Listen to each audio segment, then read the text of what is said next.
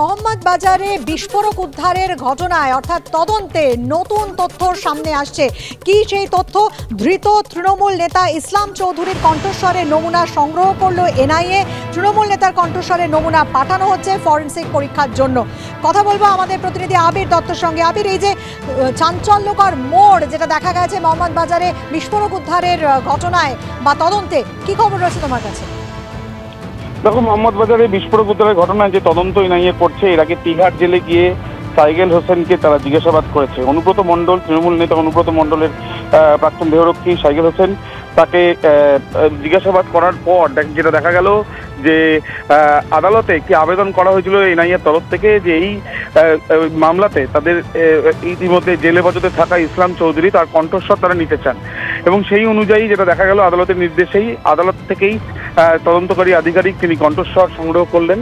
এবং আদালতে সেই যে কণ্ঠস্বর সংগ্রহ করার পেছনে যেটা কারণ হিসেবে যেটা জানা যাচ্ছে এনআইএ সূত্র থেকে, যে বেশ কিছু অডিও রেকর্ডিং এই ইসলাম চৌধুরীর মোবাইল থেকে পাওয়া গিয়েছে, এবং সেখানে এই যে অডিও রেকর্ডিং, যেটা কথোপকথনের অডিও রেকর্ডিং, সেখানে যেটা অনুমান করা হচ্ছে বেশ কিছু প্রভাবশালী এর পেছনে রয়েছে। দিনের পর দিন তাদের সান্নিধ্যে বা তাদের সাহায্যেই এই বেআইনিভাবে যে বিস্ফোরক সেগুলো বিভিন্ন জায়গাতে সরবরাহ করা হয়েছে, এবং সেই জন্য তারা যেটা জানতে চাইছেন বা যেটা এই বিষয়ে তারা জানতে চাইছেন যে কে বা কারার পেছনে রয়েছে, এবং সেই জন্যই এই কণ্ঠস্বরের নমুনা সংগ্রহ করা হয়েছে, যেটা খুব দ্রুতই সিএফএসএল পাঠানো হবে বলে এনআইএ সূত্রে জানা যাচ্ছে।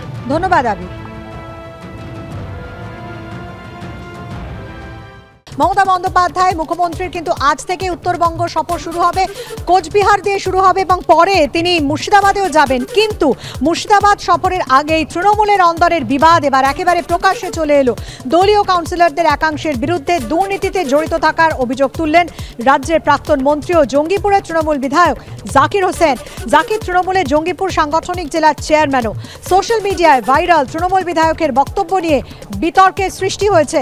মুখ্যমন্ত্রী সফর নিয়ে গতকালের প্রস্তুতি সভায় জঙ্গিপুরের সাংসদ খলিলুর রহমানকে পাশে বসিয়ে জাকির হোসেন অভিযোগ করেন, অনেক কাউন্সিলর আছেন যাদের খাওয়া জুটতো না, এখন দোতলা তিনতলা বাড়ি, এর মানে তারা দুর্নীতিতে যুক্ত। জাকিরের ডাকা সভায় গড়হাজির ছিলেন জঙ্গিপুর পুরসভার ভাইস চেয়ারম্যান সহ 10 জন তৃণমূল কাউন্সিলর।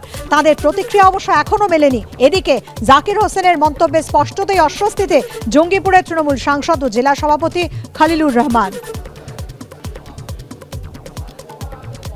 যারা আছে না দলের বিরোধিতা করছে, যারা কলকাতা গিয়ে পড়ে থাকছে, তারাকে আমি দেখবো কত বড় তারা নেতা হয়েছে, কত বড় তারা বুঝে।